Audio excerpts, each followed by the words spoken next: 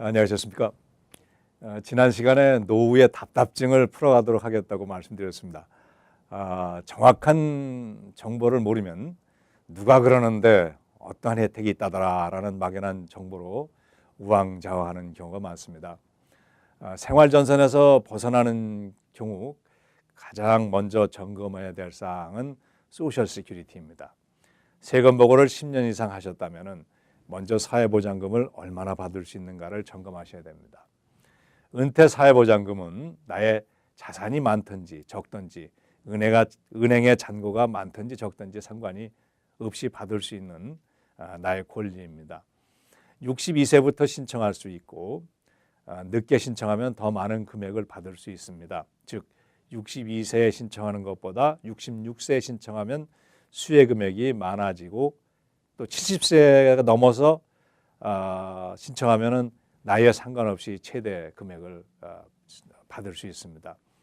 제일 바람직한 것은 70세까지 아니면 그 넘어서까지 계속 건강하시게 일하시면서 70세 때 사회보장금을 받으시면 최대의 수입을 즐기실 수 있다고 봅니다. 부부의 경우 한 분만 세금 보고를 하셨더라도 세금 보고를 아니한 배우자도 사회보장 혜택을 받을 수 있습니다. 예로서 남편이 사회보장금을 받는 경우 부인도 남편이 받는 금액의 절반까지 받을 수 있습니다. 부인이 62세가 돼가지고 사회보장을 신청해야 되면 남편이 받는 금액의 30% 정도, 66세 이상이 되어서 신청하면 50%가 됩니다. 반대로 부인만 10년 이상 세금 보고를 하였고 남편이 그렇지 아니하셨을 경우에도 똑같은 혜택이 적용이 됩니다. 이혼한 경우에도 전 배우자와 살았던 시간을 적용해서 사회보장금이 지불이 됩니다. 사회보장금과 맞물려 제공되는 혜택은 메디케어입니다. 그러나 메디케어는 65세를 기점으로 본인이나 배우자에게 혜택이 주어집니다. 65세가 되시면 메디케어를 수혜를 보고를 하셔야 됩니다. 내가 메디케어를 받을 것이냐 아니냐 하면 현재 직장 보험이 있을 경우에 메디케어 수혜를 나중에 받을 것인지 그걸 결정하셔서 그렇게 결정하면 그것도 반드시 보고를 해야 차후 메디케어를 받으실 때 벌금을 받지 않습니다. 직장 보험이 있으니까 메디케어를 받을 필요가 없다고 생각하고 메디케어에 보고하지 아니하시면 나중에 직장 보험이 없어서 메디케어를 사용하겠다 할 때 그 시간 차이로 벌금이 부과되기 때문입니다.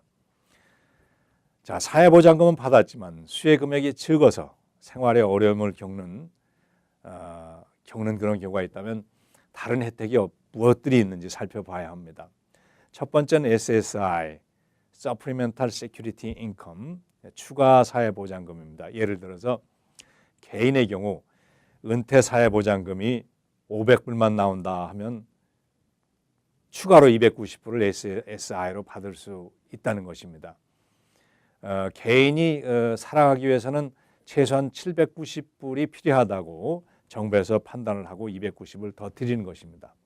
그러나 이 추가금을 받으시려면 나의 자산 즉 통장에 혼자의 경우에는 2,000불, 부부의 경우에는 3,000불의 잔고가 있으면 안 됩니다. 그러니까 꼭 필요한 분들을 드리겠다는 얘기죠.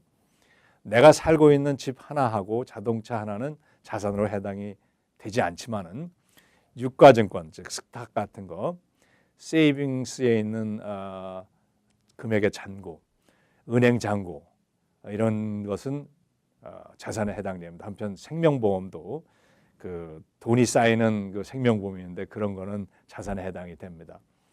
추가 사회보장금 SSI에 비교해서 은퇴 사회보장금 즉 SSI라고 합니다. SSA를 전혀 못 받는 분들 즉 세금 보고를 하지 못한 분들도 65세가 되면 SSI의 최대 금액은 790불을 수령할 수 있습니다.